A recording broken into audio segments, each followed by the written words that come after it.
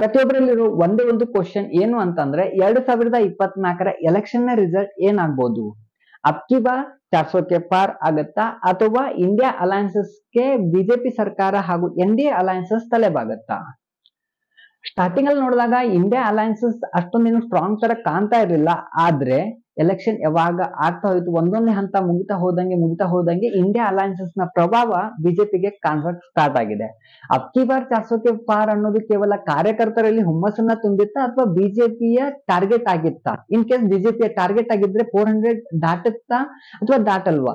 ಈ ಸಾರಿ ಸರ್ಕಾರಕ್ಕೆ ಸ್ಪಷ್ಟವಾದ ಬಹುಮತ ಸಿಗುತ್ತಾ ಇಲ್ವಾ ಅನ್ನೋದು ಪ್ರತಿಯೊಬ್ಬರಲ್ಲಿರೋ ಕಾಡ್ತಿರೋ ಕ್ವಶನ್ಸ್. ಸೊ ಇದೆಲ್ಲಕ್ಕೂ ಒಂದು ಲಾಜಿಕಲಿ ನಾವು ಥಿಂಕ್ ಮಾಡೋಣ ಅಂತಂದ್ರೆ ಏನಾಗತ್ತೆ, ಲಾಸ್ಟ್ ಟೈಮ್ ಬಿಜೆಪಿ ಸರ್ಕಾರ 303 ಸೀಟ್ಗಳನ್ನ ಗೆದ್ದು ಯಾವುದೇ ಪಕ್ಷದ ಸಹಾಯವಿಲ್ಲದೆ ಸರ್ಕಾರವನ್ನ ರಚಿಸಿತ್ತು. ಎನ್ಡಿಎ ಅಲಯನ್ಸಸ್ ಜೊತೆ ಸೇರಿ ಬಿಜೆಪಿ ಸರ್ಕಾರ ಟೋಟಲ್ 353 ಸೀಟ್ಗಳನ್ನ ಗೆದ್ದಿತ್ತು. ಸೊ ಅವಾಗ ಯಾವುದೇ ಒಂದು ಪ್ರಾಬ್ಲಮ್ ಆಗಿರ್ಲಿಲ್ಲ. ಇನ್ ಕೇಸ್ ಈ ಸಾರಿ ಏನಾದ್ರೂ ಇಂಡಿಯಾ ಅಲಯನ್ಸಸ್ಗೆ ತಲೆಬಾಗಿದ್ರೆ, ಇನ್ ಕೇಸ್ 200 ರಿಂದ 250 ಸೀಟ್ಗಳನ್ನ ಏನಾದ್ರೂ ಎನ್ಡಿಎ ಸರ್ಕಾರ ಗೆದ್ರೆ ಬಿಜೆಪಿಗೆ ತಲೆ ನೋವಾಗೋದಂತೂ ಖಂಡಿತ. ಸ್ವಲ್ಪ ಲಾಜಿಕಲಿ ನಾವು ವಿಚಾರ ಮಾಡಿದ್ರೆ 400+ ಅನ್ನೋದೇನ್ ಈ ನಂಬರ್ ಇದೆ, ಇದು ಇಂಪಾಸಿಬಲ್ ನಂಬರ್. ಬಿಜೆಪಿಗೆ ಇದು ಆಗದೇ ಇಲ್ಲ. ಅದ್ರ ಜೊತೆ ಎನ್ಡಿಎ ಅಲಯನ್ಸಸ್ ಜೊತೆ ಆದ್ರೂ 400+ ಕ್ರಾಸ್ ಆಗತ್ತಾ? ಡೌಟ್ ಇದೆ. ಡೌಟ್ ಯಾಕಿದೆ? ಬಿಜೆಪಿ ಸರ್ಕಾರ ಬರುತ್ತಾ ಇಲ್ವಾ? ಕಾಂಗ್ರೆಸ್ ಯಾವ ರಾಜ್ಯಗಳಲ್ಲಿ ಪ್ರಾಬಲ್ಯವನ್ನ ಸಾಧಿಸಬಹುದು? ಇಂಡಿಯಾ ಅಲಯನ್ಸಸ್ಗೆ ಎಲ್ಲೆಲ್ಲಿ ಪ್ಲಸ್ ಆಗುತ್ತೆ ಅನ್ನೋದನ್ನ ಈ ವಿಡಿಯೋದಲ್ಲಿ ನೋಡೋಣ.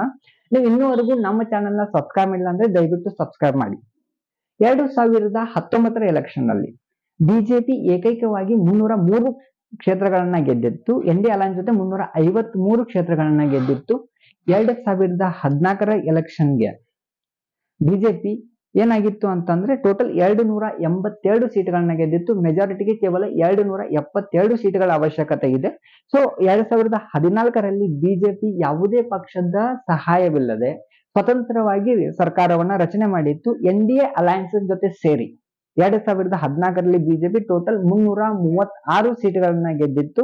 ಅವಾಗ ಏನಾಗಿತ್ತು ಅಂತಂದ್ರೆ 1984 ಎಲೆಕ್ಷನ್ ನಂತರ ಒಂದು ರಾಷ್ಟ್ರೀಯ ಪಕ್ಷ ಯಾವುದೇ ಪಕ್ಷದ ಸಹಾಯವಿಲ್ಲದೆ ಸ್ವತಂತ್ರವಾಗಿ ಸರ್ಕಾರವನ್ನ ರಚನೆ ಮಾಡಿದ ಕೀರ್ತಿಗೆ ಬಿಜೆಪಿ ಒಳಗಾಗತ್ತೆ. ಅದಾದ ನಂತರ ಏನಾಯ್ತು ಅಂತಂದ್ರೆ 2019 ಎಲೆಕ್ಷನ್ ನಲ್ಲಿ ಒಂದ್ಸರಿ ಗೆಲ್ಲೋದೇನೋ ಈಜಿ, ಎರಡನೇ ಸಾರಿ ಗೆಲ್ಲೋದ್ ಕಷ್ಟ ಅಂತ ಮಾತಾಡ್ತಿದ್ದ ಕಾಲದಲ್ಲಿ ಏನಾಗತ್ತೆ ಅಂತಂದ್ರೆ ಮತ್ತೊಂದ್ ಸಾರಿ ಬಿಜೆಪಿ 303 ಸೀಟ್ಗಳನ್ನ ಗೆಲ್ಲುತ್ತೆ. ಕಳೆದ 2014 ಎಲೆಕ್ಷನ್ಗೆ ಕಂಪೇರ್ ಮಾಡಿದ್ರೆ 2019 ಎಲೆಕ್ಷನ್ ಅಲ್ಲಿ ಬಿಜೆಪಿ ಟೋಟಲ್ 21 ಕ್ಷೇತ್ರಗಳಲ್ಲಿ ಪ್ರಾಬಲ್ಯವನ್ನ ಸಾಧಿಸುತ್ತೆ. ಟೋಟಲ್ 336 ಸೀಟ್ಗಳನ್ನ ಗೆದ್ದು ಮತ್ತೊಂದು ಸಾರಿ ಯಾವುದೇ ಪಕ್ಷದ ಸಹಾಯವಿಲ್ಲದೆ ಬಿಜೆಪಿ ಸರ್ಕಾರವನ್ನ ರಚನೆ ಮಾಡುತ್ತೆ. ಆವಾಗ ಕಾಂಗ್ರೆಸ್ ಇವತ್ತು ಯುಪಿಎ ಅಲಯನ್ಸಸ್ ಆಗಿರತ್ತಲ್ಲ, ಆ ಮೂಮೆಂಟ್ ಅಲ್ಲಿ ಕಾಂಗ್ರೆಸ್ ಕೇವಲ 52 ಸೀಟ್ಗಳನ್ನ ಗೆಲ್ಲುತ್ತೆ. ಯುಪಿಎ ಅಲಯನ್ಸಸ್ ಟೋಟಲ್ 91 ಕ್ಷೇತ್ರಗಳಲ್ಲಿ ಗೆಲ್ಲಕ್ ಮಾತ್ರ ಸಾಧ್ಯ ಆಗತ್ತೆ. ಈ 91 ಕ್ಷೇತ್ರಗಳನ್ನ ಹಿಡ್ಕೊಂಡು ಕಾಂಗ್ರೆಸ್ ವಿರೋಧ ಪಕ್ಷದಲ್ಲಿ ಕೂಡ ಅಷ್ಟೊಂದು ಯೋಗ್ಯತೆ ಇಲ್ಲದ ಪಕ್ಷವಾಗಿ ಹೊರಹೊಮ್ಮತ್ತೆ. ಇದನ್ನೆಲ್ಲ ನೋಡಿದಾಗ ಏನಾಗುತ್ತೆ, ಮೋದಿ ಹವಾ ಇದೆ, ಮೋದಿ ಅಲೆ ಇದೆ, ಮೋದಿಯಿಂದ ಇದೆಲ್ಲ ಆಗ್ತಿದೆ ಅಂತೆಲ್ಲ ಮಾತಾಡಿದಾಗ ಓಕೆ, ಭಾರತ ಬದಲಾವಣೆ ಅಂತ ಬಯಸ್ತಾ ಇತ್ತು. ಅವಾಗ ಮೋದಿ ಎಲ್ಲರೂ ಬಯಸಿದ್ರು, ವೋಟ್ ಹಾಕಿದ್ರು, ಮೋದಿನ ಗೆಲ್ಸಿದ್ರು. ಆದರೆ 2019 ಎಲೆಕ್ಷನ್ ತರ ಈ 2024 ಎಲೆಕ್ಷನ್ ಇರೋದಿಲ್ಲ ಅಂತ ಕಾಣಿಸ್ತಿದೆ. ಯಾಕಂತಂದ್ರೆ ಮೋದಿಯ ವಿರೋಧದ ಅಲೆ ಕೆಲವೊಂದು ರಾಜ್ಯಗಳಲ್ಲಿ ಕಾಣ್ತಾ ಇದೆ. ಮಣಿಪುರ್, ತ್ರಿಪುರಾ, ಹರಿಯಾಣ ಇಂತ ರಾಜ್ಯಗಳನ್ನ ನೋಡಿದಾಗ ಬಿಜೆಪಿಗೆ ಅಷ್ಟೊಂದು ಪ್ಲಸ್ ಆಗಲ್ಲ ಅಂತ ಕಾಣಿಸ್ತಿದೆ. ಇನ್ನೊಂದು ಕಾಂಗ್ರೆಸ್ 2019 ಎಲೆಕ್ಷನ್ ನಲ್ಲಿ ಮಾಡಿದ ಮಿಸ್ಟೇಕ್ ಏನಂತಂದ್ರೆ ಯುಪಿಎ ಅಲಯನ್ಸಸ್ ಮಾಡಿತ್ತು. ಅವಾಗ ಕೆಲವೊಂದು ಪಕ್ಷಗಳ ಸಪೋರ್ಟ್ ಕಾಂಗ್ರೆಸ್ಗೆ ಸಿಗದೇ ಇರೋ ಕಾರಣ ಅವರವರ ನಡುವೆ ಸೆಣಸಾಟ ನಡೆದು ಕೆಲವೊಂದು ಕ್ಷೇತ್ರಗಳಲ್ಲಿ ಬಿಜೆಪಿಗೆ ಪ್ಲಸ್ ಆಗಿತ್ತು. ಆದರೆ ಈ ವರ್ಷ ಏನಾಗಿದೆ ಅಂತಂದ್ರೆ ಇಂಡಿಯಾ ಅಲಯನ್ಸಸ್ ಮೂಲಕ ಕೆಲವೊಂದು ಪಕ್ಷಗಳು ಕಾಂಗ್ರೆಸ್ಗೆ ಸಪೋರ್ಟ್ ಮಾಡಿರೋದ್ರಿಂದ ಕೆಲವೊಂದು ರಾಜ್ಯಗಳಲ್ಲಿ ಬಿಜೆಪಿಗೆ ಮೈನಸ್ ಆಗೋ ಚಾನ್ಸ್ ಇದೆ. ಯಾವ ರಾಜ್ಯಗಳಲ್ಲಿ ಬಿಜೆಪಿಯ ಬಹುಮತ ಬರುತ್ತೆ, ಯಾವ ರಾಜ್ಯಗಳು ಬಿಜೆಪಿಯ ಕೈ ಹಿಡಿಯುತ್ತೆ, ಯಾವ ರಾಜ್ಯಗಳಲ್ಲಿ ಬಿಜೆಪಿ ಇಂಡಿಯನ್ ಅಲಯನ್ಸಸ್ಗೆ ತಲೆಬಾಗುತ್ತೆ ಅನ್ನೋದನ್ನ ಈ ವಿಡಿಯೋದಲ್ಲಿ ನೋಡೋಣ. ನೀವು ಇನ್ನೂವರೆಗೂ ನಮ್ಮ ಚಾನೆಲ್ ನ ಸಬ್ಸ್ಕ್ರೈಬ್ ಮಾಡಿಲ್ಲ ಅಂದ್ರೆ ದಯವಿಟ್ಟು ಸಬ್ಸ್ಕ್ರೈಬ್ ಮಾಡಿ. 2019 ಎಲೆಕ್ಷನ್ ಅಲ್ಲಲ್ಲಿ ಬಿಜೆಪಿ 303 ಸೀಟ್ಗಳನ್ನ ಗೆದ್ರೆ ಎನ್ಡಿಎ ಅಲಯನ್ಸಸ್ ಜೊತೆ ಸೇರಿ ಬಿಜೆಪಿ ಟೋಟಲ್ 353 ಕ್ಷೇತ್ರಗಳಲ್ಲಿ ಜಯವನ್ನ ಸಾಧಿಸಿತ್ತು. ಅದಾದ ನಂತರ ಏನಾಯ್ತು ಅಂತಂದ್ರೆ ಯುಪಿ, ಬಿಹಾರ್, ರಾಜಸ್ಥಾನ್, ಮಧ್ಯಪ್ರದೇಶ್, ಗುಜರಾತ್ ಈ ಪಂಚ ರಾಜ್ಯಗಳಲ್ಲಿ ಬಿಜೆಪಿಯ ಪ್ರಾಬಲ್ಯತೆ ಇದೆ. ಇನ್ ಕೇಸ್ ಬಿಜೆಪಿ ಏನಾದ್ರು 400 ಪಾರ್ ಏನೋ 400+ ಟಾರ್ಗೆಟ್ ಅನ್ನ ರೀಚ್ ಮಾಡ್ಲೇಬೇಕು ಅಂತಂದ್ರೆ ಈ ಪಂಚರಾಜ್ಯಗಳು ಯುಪಿ, ಬಿಹಾರ್, ರಾಜಸ್ಥಾನ್, ಮಧ್ಯಪ್ರದೇಶ್, ಗುಜರಾತ್ ಇವೆಲ್ಲ ರಾಜ್ಯಗಳಲ್ಲಿ 2019ರಲ್ಲಿ ಯಾವ ಕ್ಷೇತ್ರಗಳಲ್ಲಿ ಬಿಜೆಪಿ ಗೆದ್ದಿದೆ ಆ ಎಲ್ಲ ಕ್ಷೇತ್ರಗಳಲ್ಲಿ ಬಿಜೆಪಿ ಗೆಲುವು ಅನಿವಾರ್ಯ. ಹಾಗೂ ಮತ್ತೆ ಬೇರೆ ಎಲ್ಲ ರಾಜ್ಯಗಳಲ್ಲೂ ಕೂಡ ಬಿಜೆಪಿ ಮತ್ತೊಂದ್ ಸಾರಿ ತನ್ನ ಗೆಲುವಿನ ಪಯಣವನ್ನ ಮುನ್ನಡೆಸಬೇಕಾಗತ್ತೆ. ಏನಿದು ಯುಪಿ, ಬಿಹಾರ್, ರಾಜಸ್ಥಾನ್, MP, ಗುಜರಾತ್ ಅಂದ್ರೆ ಈ ಪಂಚ ರಾಜ್ಯಗಳಲ್ಲೇ ಬಿಜೆಪಿಯ ಅಸ್ತ್ರ ಅಡಗಿರೋದು. ಕಳೆದ ಸಾರಿ ನಾವು ನೋಡಿದಾಗ 2019ರಲ್ಲಿ ಯುಪಿನಲ್ಲಿ ಔಟ್ ಆಫ್ 62 ಸೀಟ್ ಅಲ್ಲಿ ಬಿಜೆಪಿ ಗೆಲುವನ್ನ ಸಾಧಿಸಿತ್ತು. ಅದು ಯಾವ ತರ ಅಂತಂದ್ರೆ 2019ರಲ್ಲಿ ಸಮಾಜವಾದಿ ಪಾರ್ಟಿ ಮತ್ತು ಮಾಯಾವತಿಯ ಬಹುಜನ್ ಸಮಾಜ ಪಾರ್ಟಿ ಇವೆರಡು ಕಂಬೈನ್ ಆಗಿ ಎಲೆಕ್ಷನ್ ಮೋದಿ ಅಪೋಸಿಟ್ ಮಾಡಿದ್ರು, ಬಿಜೆಪಿ ಸರ್ಕಾರದ ವಿರುದ್ಧ ಮಾಡಿದ್ರು. ಬಿಜೆಪಿ ಔಟ್ ಆಫ್ 62 ಸೀಟ್ ಅನ್ನ ಗೆದ್ದಿತ್ತು. ಈಗ 2022ರಲ್ಲಿ ಮತ್ತೊಂದು ಸಾರಿ ಬಿಜೆಪಿಯ ಸರ್ಕಾರ ಉತ್ತರ ಪ್ರದೇಶದಲ್ಲಿ ಇರೋದ್ರಿಂದ, ಇನ್ನೊಂದು ಕಡೆ ಅಯೋಧ್ಯ ರಾಮ ಮಂದಿರದ ನಿರ್ಮಾಣ ಆಗಿರೋದ್ರಿಂದ ಬಿಜೆಪಿಗೆ ಮತ್ತಷ್ಟು ಪ್ಲಸ್ ಆಗುವ ಚಾನ್ಸ್ ಇದೆ. ಅದಾದ ನಂತರ ಬಿಹಾರದಲ್ಲಿ ಔಟ್ ಆಫ್ 39 ಸೀಟ್ ಅನ್ನ ಬಿಜೆಪಿ ಗೆದ್ದಿತ್ತು. ಈ ಸಾರಿ ಏನಾಗಿದೆ, JDU plus BJP NDA alliances ಆಗಿ ಫೈಟ್ ಮಾಡ್ತಿರೋದ್ರಿಂದ ಬಿಹಾರಲ್ಲಿ ಅಷ್ಟೊಂದು ಬಿಜೆಪಿಗೆ ನೆಗೆಟಿವ್ ಆಗೋ ಚಾನ್ಸ್ ಕಾಣ್ತಾ ಇಲ್ಲ. ಆಮೇಲೆ MP ಮತ್ತು ರಾಜಸ್ಥಾನ್ ಈ ಎರಡು ರಾಜ್ಯಗಳಲ್ಲಿ ರೀಸೆಂಟ್ಲಿ ಬಿಜೆಪಿ ಗೆದ್ದಿರೋದ್ರಿಂದ ಬಿಜೆಪಿಯ ಅಲ್ಲೇ ಇನ್ನೂ ಇದೆ ಅಂತ ಅನಿಸ್ತಿದೆ. ಹೀಗಾಗಿ ಇಂಡಿಯಾ ಅಲಯನ್ಸಸ್ ಯಾವುದೇ ಎಫೆಕ್ಟ್ ಅಲ್ಲಿ ಬೀಳದೆ ಇರಬಹುದು. ಅದಾದ ನಂತರ ಗುಜರಾತ್ ಅಂತೂ ಕಳೆದ 30 ವರ್ಷಗಳಿಂದ ಬಿಜೆಪಿಯ ಹಿಡಿತದಲ್ಲಿರೋದ್ರಿಂದ ಅಲ್ಲಿ ಕಾಂಗ್ರೆಸ್ ಅಥವಾ ಇಂಡಿಯನ್ ಅಲಯನ್ಸಸ್ ಬಿಜೆಪಿಯನ್ನ ಓವರ್ಟೇಕ್ ಮಾಡೋದು ಕಾಣಿಸ್ತಾ ಇಲ್ಲ. ಅಂದ್ರೆ ಈ 5 ರಾಜ್ಯಗಳನ್ನ ಹಿಡ್ಕೊಂಡ್ರೆ ಬಿಜೆಪಿ ಪ್ರಾಬಲ್ಯವನ್ನ ಸಾಧಿಸುತ್ತಾ 400ಕ್ಕಿಂತ ಪ್ಲಸ್ ದಾಟ್ ಹೋಗುತ್ತಾ? ಇಲ್ಲ, 400+ ಅನ್ನೋದು ಇಂಪಾಸಿಬಲ್ ಅನ್ನೋ ನಂಬರ್ ಆಗಿರೋದ್ರಿಂದ ಅಟ್ಲೀಸ್ಟ್ 300 to 350 ಟ್ರೈ ಮಾಡಬಹುದು. ಅದು ಯಾವಾಗ ಅಂತಂದ್ರೆ ಈ 5 ರಾಜ್ಯಗಳ ನಂತರ ಬರುವಂತ ರಾಜ್ಯಗಳಾದ ವೆಸ್ಟ್ ಬೆಂಗಾಲ್, ಕರ್ನಾಟಕ, ತೆಲಂಗಾಣ, ಮಹಾರಾಷ್ಟ್ರ, ತಮಿಳುನಾಡು, ಒಡಿಶಾ ಎಲ್ಲ ರಾಜ್ಯಗಳಲ್ಲೂ ಬಿಜೆಪಿ ತನ್ನ ಪ್ರಭಾವವನ್ನ ಬೀರ್ಬೇಕಾಗತ್ತೆ. ಸೊ ಏನಾಗುತ್ತೆ, ವೆಸ್ಟ್ ಬೆಂಗಾಲಲ್ಲಿ ಲಾಸ್ಟ್ ಸಾರಿ 18 ಸೀಟ್ಗಳನ್ನ ಗೆದ್ದಿದ್ದಂತಹ ಬಿಜೆಪಿ ಈ ಸಾರಿ ಇನ್ನೂ 1-2 ಸೀಟ್ಗಳನ್ನ ಗೆಲ್ಬೇಕಾಗಿದ್ರೆ ಅಥವಾ ಈ 18 ಸೀಟ್ಗಳನ್ನ ಹೋಲ್ಡ್ ಮಾಡ್ಕೋಬೇಕಂತ ಪರಿಸ್ಥಿತಿಯಲ್ಲಿ ಬಿಜೆಪಿ ಇದೆ.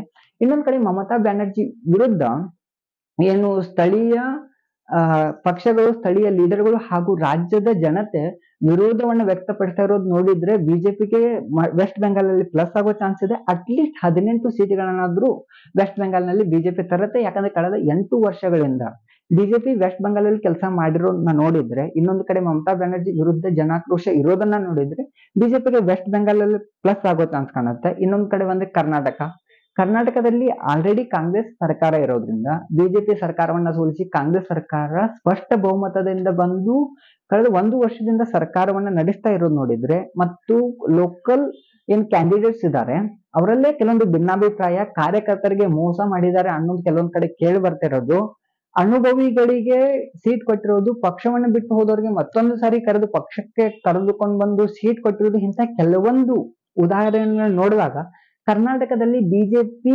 ಅಷ್ಟೊಂದು ಪ್ರಾಬಲ್ಯವನ್ನ ಸಾಧಿಸೋ ತರ ಕಾಣ್ತಾ ಇಲ್ಲ. ಕಳೆದ ಬಾರಿ 22 ಕ್ಷೇತ್ರಗಳಲ್ಲಿ ಬಿಜೆಪಿ ಗೆದ್ದಿದ್ದು, ಈ ವರ್ಷ ಮಾರ್ಜಿನ್ ಆಫ್ ಎರರ್ ಇಟ್ಕೊಂಡ್ರೆ ಒಂದು 5-6 ಸೀಟು ಕರ್ನಾಟಕದಲ್ಲಿ ಬಿಜೆಪಿ ಕಳ್ಕೊಳ್ಳುವಂತ ಚಾನ್ಸ್ ಕಾಣಿಸ್ತಾ ಇದೆ. ಯಾಕಂದ್ರೆ ಕರ್ನಾಟಕದಲ್ಲಿ ಲೋಕಲ್ ಲೀಡರ್ಸ್ ಅಷ್ಟೊಂದು ಸ್ಟ್ರಾಂಗ್ ಆಗಿ ಕಾಣಿಸ್ತಾ ಇಲ್ಲ.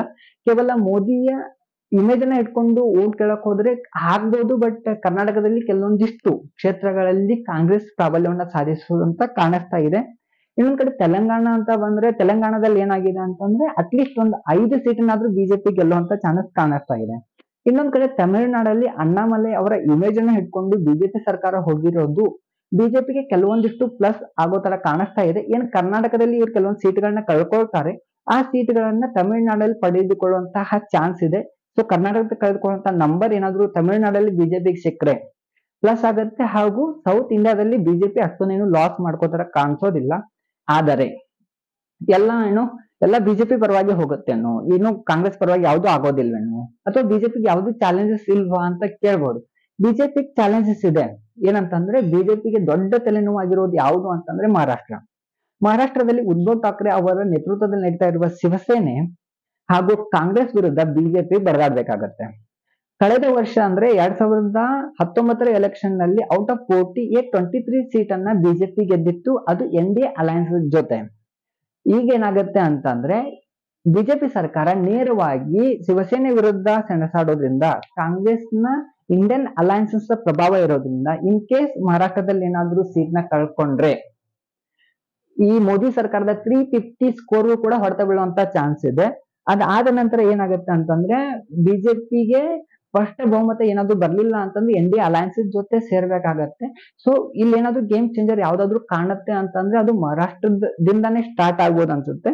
ಈಗ 2019 ಎಲೆಕ್ಷನ್ ನಾವು ನೋಡಿದಾಗ ಕಾಂಗ್ರೆಸ್ ಟೋಟಲ್ 52 ಸೀಟ್ಗಳನ್ನ ಗೆದ್ದಿತ್ತು. ಅದಾದ ನಂತರ ಯುಪಿ ಅಲಯನ್ಸ್ ಜೊತೆ 91 ಸೀಟ್ಗಳನ್ನ ಗೆದ್ದಿತ್ತು. ಬಿಜೆಪಿ ಟೋಟಲ್ 37% ವೋಟಿಂಗ್ ಪರ್ಸೆಂಟ್ ನ ತಗೊಂಡ್ರೆ ಎನ್ ಡಿ ಎ ಅಲಯನ್ಸಸ್ ಏನಿದೆ 45% ವೋಟಿಂಗ್ ನ ತಗೊಂಡಿತ್ತು. ಕಾಂಗ್ರೆಸ್ ಕೇವಲ 19%, UPA alliances total 25% voting percent ನ ತಗೊಂಡಿತ್ತು. ಸೊ ಇದನ್ನ ನೋಡಿದಾಗ ಎಲ್ಲ ಒಂದ್ ಕಡೆ 1% 2% ಇದ್ರೆ so here and there changes ಆಗುತ್ತೆ ಅಂತ ಮಾತಾಡ್ಬೋದು. ಬಟ್ 20% ಏನ್ ಈ ಡಿಫ್ರೆನ್ಸ್ ಇದೆ 2019ರಲ್ಲಿ, ಸೊ ಅದು ಡಬಲ್ ಆಗೋ ಚಾನ್ಸಸ್ ಇದೆ. ಇವತ್ತು ಸರ್ಕಾರ 400ನ ಪಾರ್ ಮಾಡತ್ತಾ ಅಥವಾ ಎನ್ ಡಿ ಎ ಅಲಯನ್ಸಸ್ಗೆ ಬಿಜೆಪಿ ತಲೆಬಾಗಿ ಈ 20% ಏನ್ ವೋಟರ್ಸ್ ಇದ್ದಾರೆ ಇವ್ರು ಚೇಂಜ್ ಆಗಿ ಇಂಡಿಯನ್ ಅಲಯನ್ಸಸ್ಗೆ ಅಥವಾ ಕಾಂಗ್ರೆಸ್ಗೆ ವೋಟ್ ಹಾಕಿದ್ರೆ ಬಿಜೆಪಿ ಸರ್ಕಾರ ಬೀಳುತ್ತಾ ಅನ್ನೋದು ಎಲ್ರಿಗಿರೋ ಕ್ವಶನ್ಸ್. ಈಗ ಕಾಂಗ್ರೆಸ್ಗೆ ಏನು ಪ್ಲಸ್ ಇಲ್ವಾ, ಎಲ್ಲ ಬಿಜೆಪಿಗೆ ಪ್ಲಸ್ ಇರೋದಾ? ಹಂಗೇನಿಲ್ಲ. ಲಾಸ್ಟ್ ಟೈಮ್ ನಾವೇನು ಯು ಪಿ ಎ ಅಲಯನ್ಸಸ್ ಮಾಡಿದ್ರು ಅವಾಗ ಬೇರೆ ಬೇರೆ ಪಕ್ಷಗಳು ಹೊಂದಾಣಿಕೆ ಇಲ್ಲದೆ ಕಾಂಗ್ರೆಸ್ ಅನ್ನ ಬಿಟ್ಟಿರೋದಕ್ಕೆ ಕೆಲವೊಂದು ಕ್ಷೇತ್ರಗಳಲ್ಲಿ ಬಿಜೆಪಿಗೆ ಪ್ಲಸ್ ಆಗಿತ್ತು. ಆದರೆ ಈ ಸಾರಿ ಏನಾಗಿದೆ ಅಂದ್ರೆ ಇಂಡಿಯನ್ ಅಲಯನ್ಸಸ್, ಭಾರತ ಜೋಡೋ ಯಾತ್ರಾ ಇವನ್ನೆಲ್ಲ ನೋಡಿದಾಗ ಎಲ್ಲೊಂದ್ ಕಡೆ ರಾಹುಲ್ ಗಾಂಧಿ ಕೂಡ ಕೆಲಸ ಮಾಡ್ತಿದ್ದಾರೆ. ಜನರಿಗೆ ಎಲ್ಲೊಂದ್ ಕಡೆ ಏನು ಬದಲಾವಣೆ ಬಯಸ್ತಾ ಇರೋ ಜನರು, ಭಾರತದ ಅಭಿವೃದ್ಧಿ ಬೇಕಾಗಿರೋ ಜನರು ಹಂಗೇನಿಲ್ಲ. ಬಟ್ ಬಿಜೆಪಿಯ ಸರ್ಕಾರ ಬರಬಾರದು ಅನ್ನೋ ಕೆಲವೊಂದು ರಾಜಕೀಯ ಪಕ್ಷಗಳು ಏನ್ ಮಾಡಿದೆ ಅಂದ್ರೆ ಎಲ್ಲವೂ ಸೇರಿ ಇಂಡಿಯನ್ ಅಲಯನ್ಸಸ್ ರಚನೆ ಮಾಡಿರೋದು ಬಿಜೆಪಿಗೆ ಸ್ವಲ್ಪ ಮುಳುವಾಗುವಂತ ಚಾನ್ಸಸ್ ಕಾಣಿಸ್ತಾ ಇದೆ. ಕೇರಳ ಹಾಗೂ ತಮಿಳುನಾಡಿನಲ್ಲಿ ಬಿಜೆಪಿಗೆ ಅಷ್ಟೊಂದು ಪ್ಲಸ್ ಆಗದೆ ಇಂಡಿಯನ್ ಅಲಯನ್ಸಸ್ ಜೊತೆ ಸೇರಿರುವ ಪಕ್ಷಗಳಿಂದ ಕೇರಳ ಹಾಗೂ ತಮಿಳುನಾಡಿನಲ್ಲಿ ಬಿಜೆಪಿಗೆ ಹಿನ್ನಡೆ ಆಗುವಂತ ಚಾನ್ಸ್ ಇದೆ. ಅದಾದ ನಂತರ ಮಹಾರಾಷ್ಟ್ರದಲ್ಲಿ ಶಿವಸೇನೆ ಏನಾದ್ರೂ ಪ್ರಭಾವವನ್ನ ಬೀರಿ ಜಾಸ್ತಿ ಸೀಟನ್ನು ಏನಾದ್ರೂ ಶಿವಸೇನೆ ಗೆದ್ರೆ ಅದು ಬಿಜೆಪಿಗೆ ಹಿನ್ನಡೆಯನ್ನ ಉಂಟು ಮಾಡುತ್ತೆ. ಅದಾದ ನಂತರ ಪಂಜಾಬ್ನಲ್ಲಿ ಬಿಜೆಪಿ ವೀಕ್ ಇದೆ. ಆದ್ರೆ ಅಲ್ಲೊಂದು ಏನ್ ಸಮಸ್ಯೆ ಕಾಡ್ತಾ ಇದೆ ಅಂದ್ರೆ ಆಪ್ ವರ್ಸಸ್ ಕಾಂಗ್ರೆಸ್ ಅಲ್ಲಿ ಯಾರೇ ಗೆದ್ರು ಅದು ಇಂಡಿಯನ್ ಅಲಯನ್ಸಸ್ಗೆ ಪ್ಲಸ್ ಆಗೋದ್ರಿಂದ ಅಷ್ಟೊಂದು ಏನು ಎಫೆಕ್ಟ್ ಬೀಳೋದಿಲ್ಲ. ಬಟ್ ಇನ್ ಕೇಸ್ ಅಲ್ಲಿ ಏನಾದ್ರೂ ಬಿಜೆಪಿ ಕೆಲವೊಂದು ಸೀಟ್ಗಳನ್ನ ಕಳ್ಕೊಂಡ್ರೆ ಬಿಜೆಪಿ ಮತ್ತಷ್ಟು ವೀಕ್ ಆಗುವಂತ ಚಾನ್ಸ್ ಕಾಣಿಸ್ತಾ ಇದೆ. ಇನ್ನೊಂದ್ ಕಡೆ ಹರಿಯಾಣದಲ್ಲೂ ಮೋದಿಯ ವಿರುದ್ಧ ಅಲೆ ಇರೋದ್ರಿಂದ ಇದನ್ನ ಕಾಂಗ್ರೆಸ್ ಅಥವಾ ಈ ಇಂಡಿಯನ್ ಅಲಯನ್ಸಸ್ ಏನಿದೆ ಇದು ಅದನ್ನ ಪಾಸಿಟಿವ್ ಆಗಿ ತಿಳ್ಕೊಳ್ಳುವಂತ ಚಾನ್ಸ್ ಇದೆ. ಇನ್ನೊಂದ್ ಕಡೆ ತ್ರಿಪುರಾ ಹಾಗೂ ಮಣಿಪುರ್ನಲ್ಲಿ ಬಿಜೆಪಿಯ ಗೆಲುವು ಅಷ್ಟೊಂದು ಕಷ್ಟ ಸಾಧ್ಯ ಅಂತ ಹೇಳ್ತಾ ಇದ್ದಾರೆ. ಅದಾದ್ಮೇಲೆ ಪೊಲಿಟಿಕಲ್ ಎಕ್ಸ್ಪರ್ಟ್ ಏನ್ ಹೇಳ್ತಾ ಇದ್ದಾರೆ, ಏನು ಸೋಷಿಯಲ್ ಮೀಡಿಯಾದಲ್ಲಿ ಆಯ್ತು ಇವತ್ತು ನಮ್ದೇ ಸರ್ಕಾರ ಬರುತ್ತೆ, ನಾವೇ ಬರ್ತೀವಿ, ಚೇಂಜ್ ಮಾಡ್ತೀವಿ. ಇನ್ನೊಂದ್ ಕಡೆ ಕಾಂಗ್ರೆಸ್ ಏನ್ ಹೇಳ್ತಾ ಇದೆ, ನಾವ್ ಬಂದ್ರೆ ಬಿಜೆಪಿ ತಂದಿರುವಂತ ಕೆಲವೊಂದು ಪಾಲಿಸಿಗಳನ್ನ ಚೇಂಜ್ ಮಾಡ್ತೀವಿ, ಹಿಂಗೆಲ್ಲ ಹೇಳ್ತಿರುವಾಗ ಈ ಪೊಲಿಟಿಕಲ್ ಎಕ್ಸ್ಪರ್ಟ್ ಏನ್ ಹೇಳ್ತಾರೆ ಅಂತಂದ್ರೆ ಬಿಜೆಪಿ 400+ ಅಂತೂ ಇಂಪಾಸಿಬಲ್ ನಂಬರ್. ಅಂದ್ರೆ ಎಲ್ಲಿವರೆಗೂ ಬಿಜೆಪಿ ಮಾಡ್ಬೋದು, BJP around 270 to 300 easily cross ಮಾಡುತ್ತೆ. ಬೇರೆ ಯಾವುದೇ ಪಕ್ಷದ ಸಹಾಯವಿಲ್ಲದೆ ಸರ್ಕಾರವಂತೂ ಖಂಡಿತವಾಗಿ ರಚನೆ ಮಾಡುತ್ತೆ. ಆದರೆ 300+ ಆಗಬೇಕು ಅಂತಂದ್ರೆ ಸ್ವಲ್ಪ ಕಷ್ಟ ಸಾಧ್ಯನೇ ಇದೆ. ಇರೋದ್ರಿಂದ ಸೊ ನಮಗೀಗ ಇನ್ನು ಬಿಜೆಪಿ ಸರ್ಕಾರ ಮಾಡ್ಕೊಳಕ್ ಯಾವುದೇ ಪ್ರಾಬ್ಲಮ್ ಇಲ್ಲ ಅಂತ ಒಂದ್ ಕಡೆ ಅನ್ಸುತ್ತೆ. ಅದಾದ್ಮೇಲೆ ಬಿಜೆಪಿ ಸರ್ಕಾರದ ಏನ್ ಅಜೆಂಡಾ ಇದೆ ಇದೆಲ್ಲ ಜನರಿಗೆ ಲೈಕ್ ಆಗಿದೆ. ಇನ್ನೊಂದ್ ಏನಂತಂದ್ರೆ ಬಿಜೆಪಿ ಏನಾದ್ರು ಇದ್ದು ಆಯುಷ್ಮಾನ್ ಭಾರತ, ಅಭಿವೃದ್ಧಿ, ರಾಮ ಮಂದಿರ, 370 ಆರ್ಟಿಕಲ್ ನಾವು ರದ್ದು ಮಾಡಿದ್ದು ಇದೆಲ್ಲಾನು ಕಾಂಗ್ರೆಸ್ ಎಷ್ಟೇ ಓಪನ್ ಅಪ್ ಹೇಳಿ ಮೋದಿ ಸರ್ಕಾರ ತಪ್ಪು ಮಾಡಿದೆ ಅಂದ್ರೆ ಜನಸಾಮಾನ್ಯರಿಗೆ ಮೋದಿ ಸರ್ಕಾರ ಮಾಡಿರೋ ಕೆಲಸಗಳು ಮುಟ್ಟಿರೋದ್ರಿಂದ, ಸೋಷಿಯಲ್ ವೆಲ್ಫೇರ್ ಸ್ಕೀಮ್ಗಳು ಮೋದಿ ಸರ್ಕಾರಕ್ಕೆ ಮುಟ್ಟಿರೋದ್ರಿಂದ ಎಲ್ಲ ಒಂದ್ ಕಡೆ ಬಿಜೆಪಿಗೆ ಪ್ಲಸ್ ಆಗುತ್ತೆ. ಬಿಜೆಪಿ ಈ ವರ್ಷ ಸರ್ಕಾರ ರಚನೆ ಮಾಡುತ್ತೆ ಅನ್ನೋದು ಒಂದ್ ಕಡೆ ಇದೆ. ಇನ್ನೊಂದ್ ಕಡೆ ಏನಿದೆ ಅಂದ್ರೆ ಕಾಂಗ್ರೆಸ್ ಮಣಿಪುರ್, ತ್ರಿಪುರಾ, ಆಮೇಲೆ ಹರಿಯಾಣದಲ್ಲಿ ರೈತರ ವಿರುದ್ಧ ಕೇಸು, ಆದ್ಮೇಲೆ ಇಂಡಿಯನ್ ಅಲಯನ್ಸಸ್ ಇದನ್ನೆಲ್ಲ ಇಟ್ಕೊಂಡು ಕಾಂಗ್ರೆಸ್ ಹೋಗ್ತಾ ಇರೋದು ಎಲ್ಲೊಂದು ಬಿಜೆಪಿಗೆ ಹೊಡ್ತಾ ಬೀಳ್ಬಹುದು ಅಂತ ಅನ್ಸುತ್ತೆ. ಸೊ ಎಲೆಕ್ಷನ್ ವೋಟಿಂಗ್ ಪರ್ಸೆಂಟೇಜ್ ನೋಡಿದ್ರೆ 2019ರಲ್ಲಿ 67% ವೋಟಿಂಗ್ ಏನಾಗಿತ್ತು, ಈಗ 2024ಕ್ಕೆ 60% ವೋಟಿಂಗ್ ಆಗಿದೆ. ವೋಟಿಂಗ್ ಪರ್ಸೆಂಟೇಜ್ ಅಲ್ಲಿ ಕಡಿಮೆ ಆಗಿರೋದ್ರಿಂದ ಏನಾಗುತ್ತೆ ಅಂತಂದ್ರೆ ಎಕ್ಸಿಸ್ಟಿಂಗ್ ಸರ್ಕಾರನೇ ಬರುತ್ತೆ ಅಂತ ಎಲ್ಲೊಂದ್ ಕಡೆ ಬರುತ್ತೆ. ಯಾಕಂತಂದ್ರೆ ಯಾವಾಗ ಜಾಸ್ತಿ ಜನ ಬಂದು ಸ್ವಯಂ ಪ್ರೇರಿತವಾಗಿ ವೋಟ್ ಮಾಡ್ತಾರೆ, ಅವರು ವೋಟ್ ಮಾಡೋದು ಬದಲಾವಣೆಗಾಗಿ. ಈಗ ಎಲ್ಲೊಂದ್ ಕಡೆ ಜನ ಬಂದು ವೋಟ್ ಮಾಡಿಲ್ಲ ಅಂತಂದ್ರೆ ಏನ್ ಬಿಡು ನಾವು ವೋಟ್ ಹಾಕಿದ್ರು ಆಯ್ತು ಹಾಕ್ಲಿಲ್ಲ ಅಂದ್ರೆ ಆಯ್ತು ಬಿಜೆಪಿ ಬರುತ್ತೆ ಅನ್ನೋದು ಒಂದು ಅವ್ರ ಒಳಗಡೆ ಇರುತ್ತೆ. ಬಟ್ ಏನಾಗಿದೆ ಅಂತಂದ್ರೆ ಎಲ್ಲಿ ಈ ಕಾಂಗ್ರೆಸ್ನ ಮತ ಬ್ಯಾಂಕ್ ಅಂತ ನಾವೇನ್ ಕರಿತೀವಿ, ಈ ಮುಸ್ಲಿಂ ಸಮಾಜ ಇರುವಂತಹ ಕ್ಷೇತ್ರಗಳಲ್ಲಿ ಜಾಸ್ತಿ ವೋಟಿಂಗ್ ಆಗಿದ್ದು ಇದು ಬದಲಾವಣೆಯನ್ನ ಬಯಸಕ್ ವೋಟ್ ಹಾಕಿದ್ದೇನಾ ಅಂತ ಎಲ್ಲೊಂದ್ ಕಡೆ ಕ್ವಶನ್ ಕಾಣ್ತಾ ಇದೆ. ಇನ್ನೊಂದ್ ಕಡೆ ಏನ್ ಬಿಡು ನಾನು ವೋಟ್ ಹಾಕಿದ್ರು ಆಯ್ತು ಬಿಟ್ರು ಆಯ್ತು ಬಿಜೆಪಿ ಸರ್ಕಾರ ಬರುತ್ತೆ ಅಂತ ಎಷ್ಟೋ ಜನ ಉಡಾಪೆಯಿಂದ ಮಾಡಿರೋದು ಎಲ್ಲೊಂದ್ ಕಡೆ ಬಿಜೆಪಿ ಹೊಡೆತ ಬೀಳುತ್ತೇನೋ ಅಂತ ಅನಿಸ್ತಾ ಇದೆ. ಇನ್ನೊಂದು ಪಂಜಾಬ್ ಅಲ್ಲಿ ಹಾಫ್ ವರ್ಸಸ್ ಕಾಂಗ್ರೆಸ್ ಬಡದಾಡ್ತಿರೋದು ಇಂಡಿಯನ್ ಅಲಯನ್ಸಸ್ ನ ಒಂದು ಒಕ್ಕೂಟ ಅಷ್ಟೊಂದು ಸದೃಢವಾಗಿ ಇಲ್ಲ ಅನ್ನೋದನ್ನ ತೋರಿಸುತ್ತೆ. ಏನು ಇದೆಲ್ಲ ನೋಡಿದ್ರೆ ಈ ಒಪಿನಿಯನ್ ಪೋಲ್ ಅನ್ನ ನೋಡಿದ್ರೆ ಓಕೆ ಬಿಜೆಪಿನೇ ಬರುತ್ತೆ ಅಂತ ಎಲ್ಲರೂ ಮಾತಾಡ್ತಿದ್ದಾರೆ. ಆದ್ರೆ ಈ ಒಪಿನಿಯನ್ ಪೋಲ್ ಅಷ್ಟೊಂದು ಸತ್ಯ ಅಲ್ಲ, ಅದು ಸುಳ್ಳು ಅಂತ ಪ್ರೂವ್ ಮಾಡಿದ್ದೆ ಬಿಜೆಪಿ. 2014ರಲ್ಲೂ ಕೂಡ ಬಿಜೆಪಿ ಒಪಿನಿಯನ್ ಪೋಲ್ ನ ಬೀಟ್ ಮಾಡಿ ಜಾಸ್ತಿ ಸೀಟ್ನ ತಗೊಂಡ್ಬಂದು ಸರ್ಕಾರ ರಚನೆ ಮಾಡಿತ್ತು. 2019ರಲ್ಲೂ ಕೂಡ ಬಿಜೆಪಿ ಒಪಿನಿಯನ್ ಪೋಲ್ ನ ಬೀಟ್ ಮಾಡಿ ಸರ್ಕಾರವನ್ನ ರಚನೆ ಮಾಡಿತ್ತು. ಇದಾಗಿದ್ದಕ್ಕೆ ಏನಾಗಿತ್ತು ಅಂತಂದ್ರೆ ಜನರ ಎಕ್ಸ್ಪೆಕ್ಟೇಷನ್ ಒಪಿನಿಯನ್ ಪೋಲ್ ನ ಬೀಟ್ ಮಾಡಿದ್ದಕ್ಕೆ ಇವಿಎಂ ಮಷಿನ್ ಹಾಕಾಯ್ತು, ಹಂಗಾಯ್ತು ಹಿಂಗಾಯ್ತು ಅಂತೆಲ್ಲ ಎಷ್ಟೊಂದೆಲ್ಲ ನಾವೆಲ್ಲ ಕೇಳಿದ್ವಿ. ಈಗ 2024 ಅದೇ ರೀತಿ ಒಪಿನಿಯನ್ ಪೋಲ್ ಏನ್ ಹೇಳ್ತಾ ಇದೆ ಅಂದ್ರೆ ಬಿಜೆಪಿ ಅರೌಂಡ್ 270 ಸೀಟ್ ಅನ್ನ ಗೆಲ್ಲತ್ತೆ.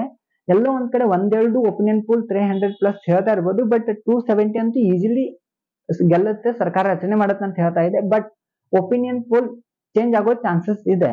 ಯಾಕಂತಂದ್ರೆ 2004ರಲ್ಲಿ ಬಿಜೆಪಿ ಇಂಡಿಯಾ ಈ ಶೈನಿಂಗ್ ಅನ್ನೋ ಸ್ಲೋಗನ್ ತಗೊಂಡ್ ಬಂದಾಗ ವಾಜಪೇಯಿನೇ ಈ ಸಲ ಗೆಲ್ತಾರೆ, ಬಿಜೆಪಿ ಸರ್ಕಾರ ಬರುತ್ತೆ ಅಂತ ಎಲ್ಲ ಕಡೆ ಮಾತಿತ್ತು. ಆದರೆ ಇದನ್ನೆಲ್ಲವನ್ನ ಸುಳ್ಳು ಮಾಡಿ ಕಾಂಗ್ರೆಸ್ ಅಧಿಕಾರಕ್ಕೆ ಬಂದಿತ್ತು. 2014ರಲ್ಲಿ ಕಾಂಗ್ರೆಸ್ ಬರುತ್ತೆ ಅಥವಾ ಬಿಜೆಪಿ ಬರುತ್ತೆ, ಜನ ಬದಲಾವಣೆಗೆ ವೋಟ್ ಮಾಡಿದ್ದಾರೆ ಅಂತ ಗೊತ್ತಿದ್ರು ಬಿಜೆಪಿ ಅಷ್ಟೊಂದು ಸೀಟನ್ನ ಗೆಲ್ಲುತ್ತೆ ಅಂತ ಯಾರು ಊಹೆ ಮಾಡಿರ್ಲಿಲ್ಲ. 2019ರಲ್ಲಿ ಬಿಜೆಪಿ ಮತ್ತೊಂದ್ಸರಿ ಅಧಿಕಾರಕ್ಕೆ ಬರುತ್ತೆ, ಕಳೆದ ಬಾರಿಯ ಸೀಟ್ಗಿಂತ ಜಾಸ್ತಿ ಸೀಟನ್ನ ಗೆಲ್ಲುತ್ತೆ ಅಂತ ಯಾರು ಊಹೆ ಮಾಡಿರ್ಲಿಲ್ಲ, ಬಿಜೆಪಿ ಗೆದ್ದಿತ್ತು.